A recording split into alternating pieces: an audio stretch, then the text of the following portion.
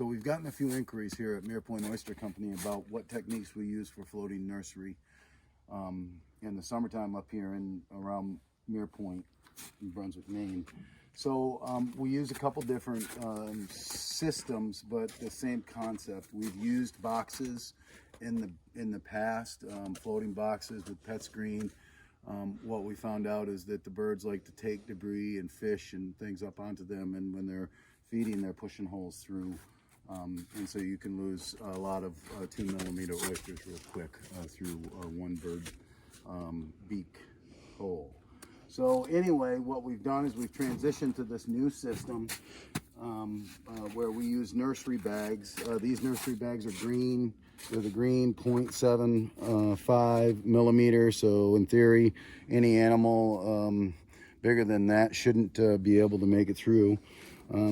We use this flat mesh form wire for a back panel to keep the bag spread out and evenly distributed throughout the bag system that I'm going to show you. This is a 3/4 inch mesh, and we use Ketchum Trap as our vendor.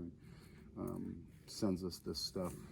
So what we do is we end up putting our animals in here at a density. We use 10,000, but I suspect the density will get less as we're allowed to grow the farm a little bit, because I think it's pretty common knowledge that the less dense, the more options they have for food. So anyway, what we do is we put a density, whatever density we decide on, we put in this bag, and then we seal this bag up. There's one that's already made. We seal this bag up with essentially a PVC pipe that goes over the top and seals it nice and tight.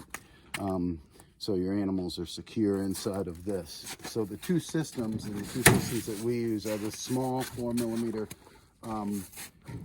typical ADPI floating oyster bag, pontoons on each side. It's got a clip for clip it to a long line system. It's some nice warm water that's flowing through the bay.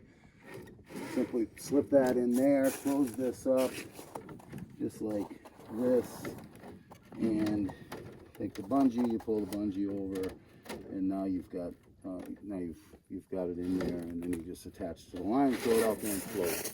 What we've used the last year or so is the grow cages, the floating grow cages.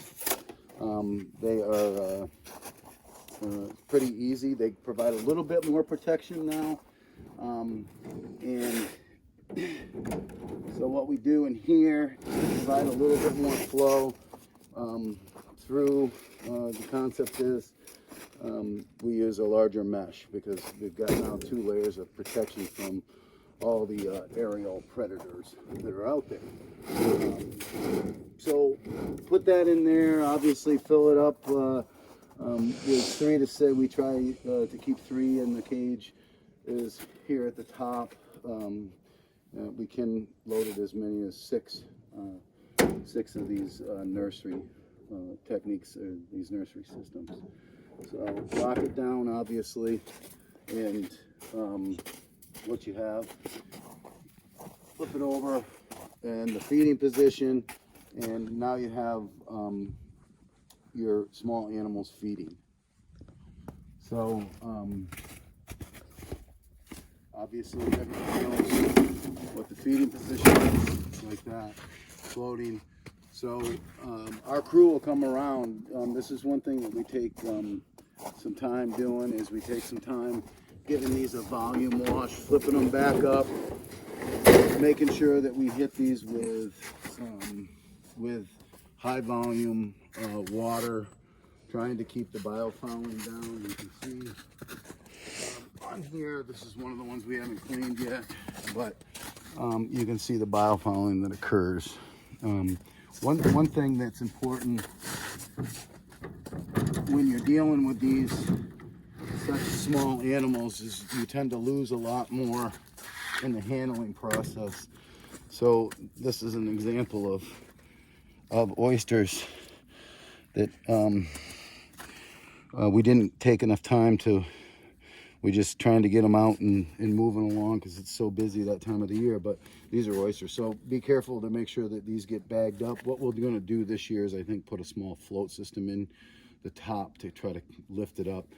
That way these get really sticky here down in the corners, and they tend to hang out down there. So that's it. I hope it is more explanatory than my email. It's certainly more fun to come out here and do this versus sit inside and explain this in a 6 or 7 paragraph email. So gearing up to get ready to grow some shellfish this summer up here in Maine. So we're looking forward to it, and it should be a fun, productive season in Casco Bay. Have a good one.